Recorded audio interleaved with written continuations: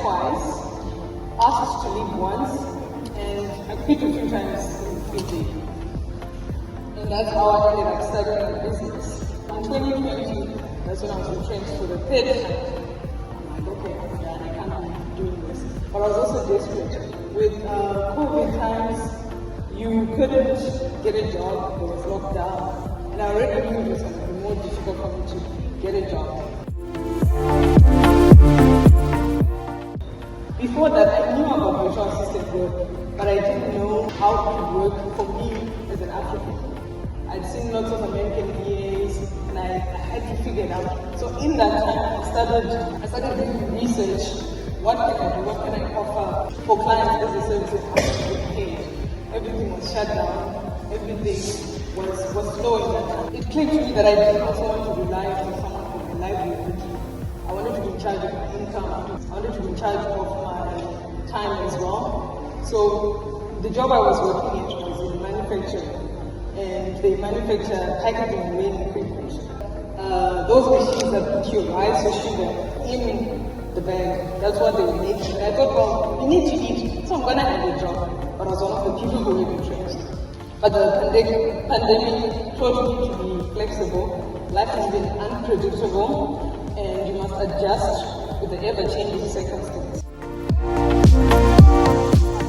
Those are some of my growth tips, and what I did was, the very first thing was leveraging my social media. I already had an Instagram page, and I started talking about the services I could offer, and I was offering everything and anything. I sent messages to people looking for a job, trying to get some work, if you can help me. And I was fortunate enough to have some brand advocates. So there were people who were working with me.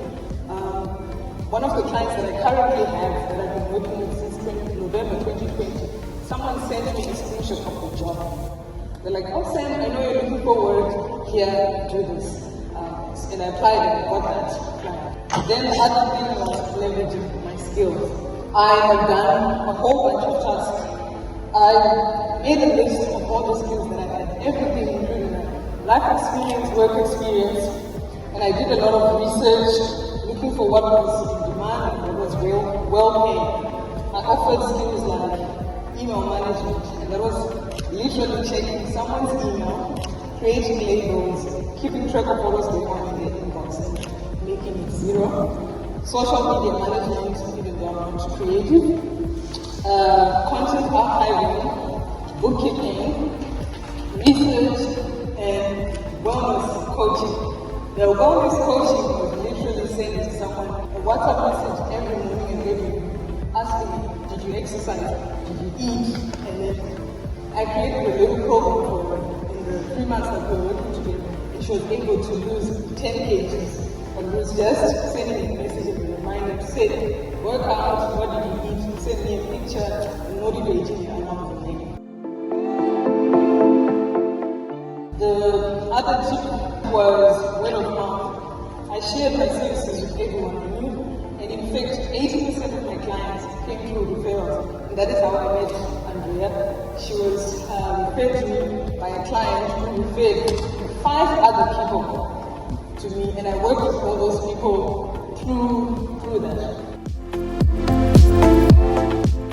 The next one was social proof.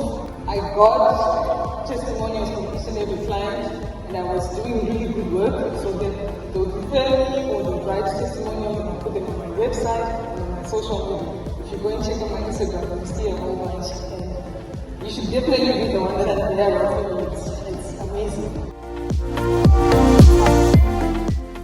The 5th one, excellent customer service. As they say, the proof is in the pudding. I've had clients that I started working with in the first year of my business, and I'm still working with them. So I was consistently delivering great service and building lasting relationships. Then it's taken a lot of self-confidence. I'm not feeling confident right now. But after being entrenched, I took control of my earnings, and I had to believe in my abilities. I took on challenges that I never thought I could do.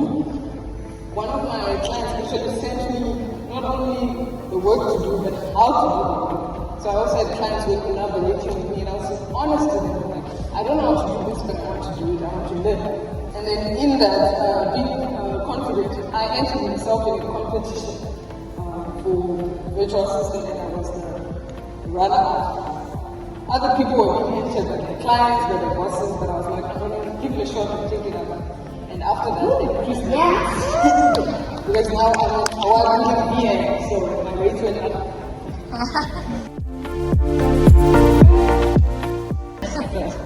Of course, I live in Africa. There were some challenges. Load shedding. And I'm currently living in Zimbabwe, so the load shedding is 16 hours. So basically, you don't have power during the day. You get power in the evenings, but you have to work in the morning. So I have to make a plan. I have to be creative with my schedule. I currently have a power station for my computer, and I've got a power station for my phone as well, just to overcome the issues with load shedding. Then income instability. Ooh, that was a tough one. There were many inconsistent months. Sometimes we had 2 clients, sometimes we had 4, but I was working in the plan. That also led me to carefully manage my finances. Payments delays, payments disputes. So you've done the work, now they don't want to pay. Like, really? But you know, this is, and you were happy when we were talking about it when I submitted. I said the invoice, now they don't want to pay. Now, I get paid first before I do the work. So I had to learn how to sustain myself and manage my finances even better. The high bank charges, I was talking to Andrea about this one. I no longer took on international clients because when they pay you, they use PayPal. By the time the money gets into my bank account, PayPal has taken a chunk, FNB has taken a chunk. It's like, I've been working so hard, but my money's gone. And because I didn't know what I was doing, I ended up accepting no offers. Because I'm like, I'm learning, I shouldn't be wasting the client's time taking on a task that I don't know how to do.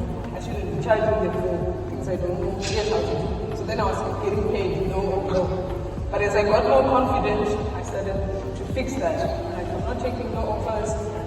Now I'm able to vet and be like, this lady's gonna waste my time. This one they don't pay.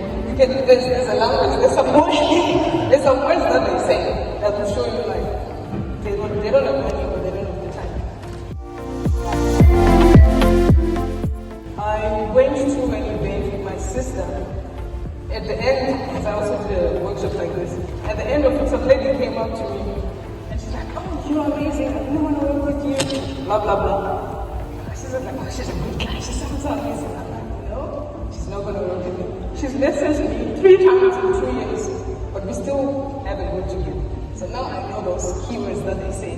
They sound so excited and everything, but it's the people who know they want someone, they take action, usually immediately. I'm going to send you an email, I'm going to send an email right away. If they ask too many questions, they're no good.